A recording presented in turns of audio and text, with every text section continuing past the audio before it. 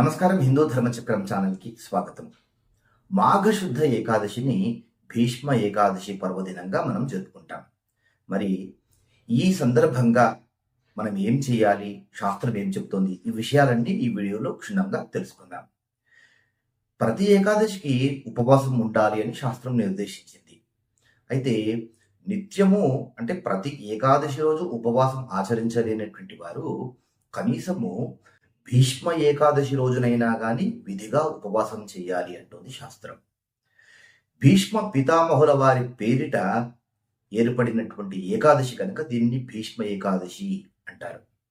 ఈ రోజునే విష్ణు సహస్రనామ జయంతిగా శాస్త్రం తెలియజేస్తుంది. భీష్ముడు అంపశయ్య పైన ఉన్నప్పుడు ధర్మరాజుకు విష్ణు సహస్రనామాలను తెలియజేశారు. ఆ తర్వాత ఈ ఏకాదశికి భీష్మ ఏకాదశి అని నామకరణం చేసిన తర్వాత విష్ణు సహస్రనామాలు ఈ రోజు నుంచి లోకానికి అందజేయబడ్డాయి కనుక విష్ణు సహస్రనామ జయంతి అని కూడా చెప్తారు. ఇక భీష్మ ఏకాదశి రోజున విధిగా ఉపవాసం చేయాలి అన్నారుగా. ఎప్పటి నుంచి ఉపవాసం చేయాలి అంటే ఏకాదశికి ముందు రోజు దశమి ఉంటుంది. దశమి రోజున సూర్యాస్తమయము సంధ్యాకాలం ప్రారంభం అవగానే స్నానం చేసి ఆచమనం చేసుకొని నేను ఈ భీష్మ ఏకాదశి వ్రతాన్ని ఆచరిస్తున్నాను అని సంకల్పం చేసుకోవాలి. గోత్రము పేరు చెప్పుకొని భీష్మ ఏకాదశి వ్రతం అహం కరిష్యే అని సంకల్పించుకోవాలి. ఇక దశమి రోజు రాత్రి నిరాహారంగా ఉండాలి. పాలు పళ్ళు లాంటి సాత్వికమైనటువంటి పదార్థాలు మాత్రమే తీసుకొని విష్ణునామ స్మరణ చింతనతో ఆ రాత్రంతా కూడా గడుపుతూ రాత్రి నేల మీద పడుకొని, నేల అనంటే కేవలం ఏది వేసుకోకుండా నేల మీద అని కాదు, మంచం మీద పడుకోకుండా నేలపైన ఏదైనా చాపలు కానీ లేదా ఇంకేదైనా బెడ్షీట్ కానీ వేసుకొని పడుకోవచ్చు. కానీ మంచం పైన పడుకోవద్దు. ఉపవాసము ఈ రాత్రి నుంచి ప్రారంభించుకోవాలి. ఇక ఈ రాత్రికి ఖచ్చితంగా గృహస్థులైనటువంటి వారు బ్రహ్మచర్యమును పాటించాలి. అంటే ఏకాదశి వ్రతము దశమి రోజు రాత్రి నుంచి ప్రారంభం అవుతుంది.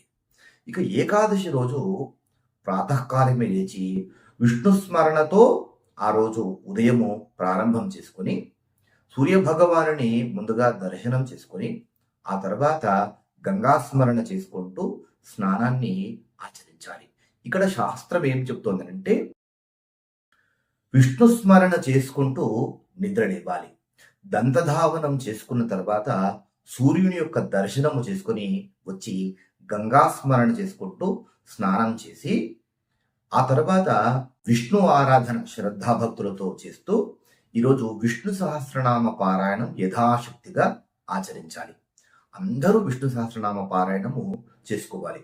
ఎవరికైనా విష్ణు సహస్రనామ పారాయణం చేయడానికి వీలు కాకపోతే కనుక శ్రీరామ రామ రామేతి రమే రామే మనోరమే సహస్రనామ తత్తుల్యం రామనామ వరానని అని పరమేశ్వరుడు పార్వతీదేవికి ఈ శ్లోకం చెప్పి, ఈ శ్లోకం చదివినా కానీ విష్ణు సహస్రనామ పారాయణం చేసినటువంటి ఫలితం లభిస్తుంది పార్వతి అంటాడు.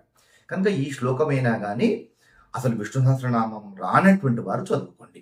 వచ్చినటువంటి వారంతా కూడా ఖచ్చితంగా ఈ రోజున విష్ణు సహస్రనామ పారాయణం చేయండి. విష్ణు సహస్రనామ జయంతి కూడా ఈ రోజే కనుక ఈరోజు ఇంట్లో ఉన్నటువంటి విష్ణు సహస్రనామ గ్రంథమును తీసుకొని విష్ణు సహస్రనామ పారాయణము కావించిన తర్వాత ఆ గ్రంథమును విష్ణుమూర్తి యొక్క చిత్రపటము దగ్గరలో పెట్టి ఆ గ్రంథమునకు షోడశోపచార పూజ చేయండి. గ్రంథరాజాయ నమః, ధ్యానం సమర్పయామి, ఆవాహనం సమర్పయామి అంటూ 16 ఉపచారాలు పూజించండి. ఇలా విష్ణు సహస్రనామ పారాయణము, విష్ణు సహస్రనామ గ్రంథ ఆరాధన ఈరోజు చేసుకుంటూ కుదిరితే దగ్గరలో ఉన్నటువంటి వైష్ణవ ఆలయాలను దర్శనం చేసుకోండి. అక్కడ ఉన్నటువంటి పేదలకు బీదలకు ఏదైనా చేతనైనంత సాయం చేయండి. ఈ రోజంతా కూడా విష్ణు స్మరణతో గడపండి. ఆకాశాత్ పతితం తోయం యథా గచ్చతి సాగరం సర్వదేవ నమస్కార కేశవం ప్రతిగచ్చతి అంటుంది శాస్త్రం.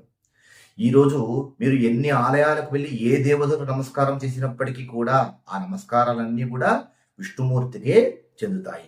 కనుక ఈరోజు వైష్ణవ ఆలయాల దర్శనము, శివార ఆలయాల దర్శనం చేసుకున్నప్పటికీ కూడా విష్ణు సంబంధమైనటువంటి ఆలయాల దర్శనము చేసుకోండి.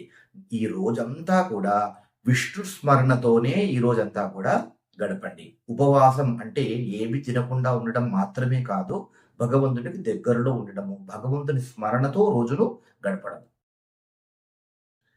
అలా వేదాలు చదివినటువంటి పుణ్యము, విన్నటువంటి పుణ్యము, యాగాలు చేసినటువంటి పుణ్యము, సమస్త పుణ్యక్షేత్రాల యొక్క దర్శనం తీసుకున్నటువంటి పుణ్యము విష్ణుమూర్తిని స్మరణ చేయడం ద్వారా లభిస్తుంది అంటుంది శాస్త్రం. కనుక విష్ణు ఆరాధన ఖచ్చితంగా ఆచరించండి. ఇలా ఈ ఏకాదశి రోజంతా కూడా గడిపి మళ్ళీ రాత్రికి పళ్ళు పాలతోనే గడిపేసి రాత్రి కూడా భూశైర్యమే గావించి మరుసటి రోజు నుంచి ఇక ద్వాదశి రోజు, ఈ రోజున ఎక్కువ నియమాలు చెప్పారు. ఇక ద్వాదశి రోజు తెల్లవారుజామునే లేచి దంతధావనం చేసుకొని సూర్య దర్శనం చేసుకొని వచ్చి ఈ రోజున షట్తిల ఆరాధన గావించాలి అంటుంది శాస్త్రం. షట్తిల ఆరాధన అనంటే తిలలు అంటే నువ్వులు. నువ్వులను 6 విధములుగా ఈ రోజున ద్వాదశి రోజున ఉపయోగించాలి అంటుంది శాస్త్రం. మనకు షట్తిల ఏకాదశి అని ఒక ఏకాదశి వస్తుంది. దానికి అనుగుణంగానే ఈ ద్వాదశి రోజున ఆచరించాలి ఈ 6 రకాలుగా తిలలను. ఏం చేయాలి? స్నానం చేసేటువంటి నీళ్లలో నువ్వులను వేసుకొని విష్ణు స్మరణ, గంగా స్మరణ చేసుకుంటూ స్నానమును చేయాలి. తరువాత తిల తైలముతో అంటే నువ్వుల నూనెతో దీపారాధన చేసుకోవాలి. ఈరోజు శక్తి ఉన్నటువంటి వారు నువ్వులతో హోమమును చేయాలి. చేయలేకపోతే ఎవరి ద్వారానైనా కానీ కనీసం సంకల్పమైనా చేయించుకోవాలి. ఆ తరువాత విష్ణుమూర్తికి తిలలతోనే అర్చన చేయాలి. తిలలు బెల్లము కలిపినటువంటి పదార్థములను విష్ణుమూర్తికి నైవేద్యంగా సమర్పించాలి. మీరు ఈ రోజున తిల భక్షణము చెయ్యాలి. ఇలా తిల స్నానము, తిల దీపారాధన, తిల హోమము, తిల నైవేద్యము, తిల భక్షణము, చివరిగా తిల దానము ఆచరించాలి అంటుంది శాస్త్రం. 6వది తిలదానం. ఇలా చేస్తే గనక విష్ణుమూర్తి యొక్క సంపూర్ణ అనుగ్రహము వారికి లభిస్తుంది. ఇది కుటుంబ యజమాని ఒక్కడు కుటుంబం అందరినీ దృష్టిలో పెట్టుకుని ఆచరిస్తే ఈ పుణ్యఫలము భార్య పిల్లలకు అందరికీ కలిపి ఈశ్వరుడు అనుగ్రహిస్తాడు. ఇలా ద్వాదశి రోజున ఆచరించి ఈ ద్వాదశి రోజున మధ్యాహ్న కాలంలో దంపతులకు అర్చన చేసి వస్త్రములు, భోజనమును వారికి సమర్పించాలి అంటుంది శాస్త్రం. ఎవరైనా బ్రాహ్మణ దంపతులు దొరకకపోతే బ్రాహ్మణ దంపతులకే పెట్టాలి అని అనుకోకపోతే మీకు ఎవరైనా మంచి దంపతులు అంటే ఆత్మీయంగా ఉండేటువంటి వారు, నిత్యము కొట్లాడుకునేటువంటి వారు కాకుండా కాస్త శాస్త్రాన్ని అనుసరించేటువంటి వారు, సాంప్రదాయం మీద గౌరవము ఉన్నటువంటి వారు, ఇలాంటి దంపతులను ఈ రోజున ఇంటికి పిలిచి వారిని పూజించి వారికి భోజనము పెట్టి వారికి ఈ రోజున వస్త్రములు సమర్పించాలి అని శాస్త్రం తెలియజేస్తుంది. ఆ తరువాత ఈరోజు కంబలములు, దూది, పాదరక్షలు, ఎరుపు రంగు వస్త్రములు ఎవరికైనా దానము చేసి ఆ తర్వాత భోజనం చేయండి అని శాస్త్రము నిర్దేశించింది.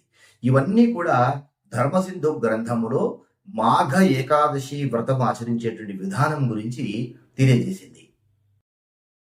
ఏవం మాఘ వసానేతు దేయం భోజ్యమవారితం భోజయే ద్విజ దాంపత్యం భూషయేద్ వస్త్రభూషణై అని శాస్త్ర ప్రమాణం. కనుక ఆసక్తి ఉన్నటువంటి వారు, విష్ణు అనుగ్రహము పరిపూర్ణంగా పొందాలి అనుకునేటువంటి వారు, సాంప్రదాయాన్ని అనుసరించేటువంటి వారు ఈ భీష్మ ఏకాదశి సందర్భంగా ఇప్పుడు చెప్పినటువంటివన్నీ కూడా ఆచరించి ఆ భీష్మ పితామహుల వారితో పాటుగా ఆ మహావిష్ణువు యొక్క సంపూర్ణమైనటువంటి అనుగ్రహంతో సుఖశాంతులతో ఉండాలని కోరుకుంటూ మరో మంచి టాపిక్తో మళ్ళీ కలుసుకుందాం. ఈ వీడియో మీకు నచ్చితే తప్పకుండా లైక్ చేయండి. మీ అమూల్యమైనటువంటి సందేశాన్ని కామెంట్ రూపంలో తెలియజేసి మన ఛానల్ని సపోర్ట్ చేయండి. ఈ అమూల్యమైనటువంటి విషయాలను మీ స్నేహితులతో పంచుకోండి, షేర్ చేయండి. ఇప్పటి వరకు మన ఛానల్ని సబ్స్క్రైబ్ చేయకపోతే తప్పకుండా సబ్స్క్రైబ్ చేసుకొని ఫాలో అవ్వండి. ఎలాంటి సందేహాలున్నా కానీ స్క్రీన్ పైన కనిపించేటువంటి నా నంబర్కి ఫోన్ చేసి మీ సందేహాలు నివృత్తి చేసుకోండి. దేశాన్ని కాపాడుకుందాం, ధర్మాన్ని కాపాడుకుందాం. ఎందుకంటే ఈ దేశం మనది, ఈ ధర్మం మనది. గ్రహబలం, గృహబలం, ముహూర్తబలం అన్నిటికంటే దైవబలం కోటి రెట్లు గొప్పది. నిత్యం దైవబలం సాధించుకునేటువంటి ప్రయత్నం చేస్తూ ఉండండి. మరో టాపిక్‌తో కలుసుకుందాం. జై హింద్, జై భారత్, వందే మాతరం. నమస్కారం.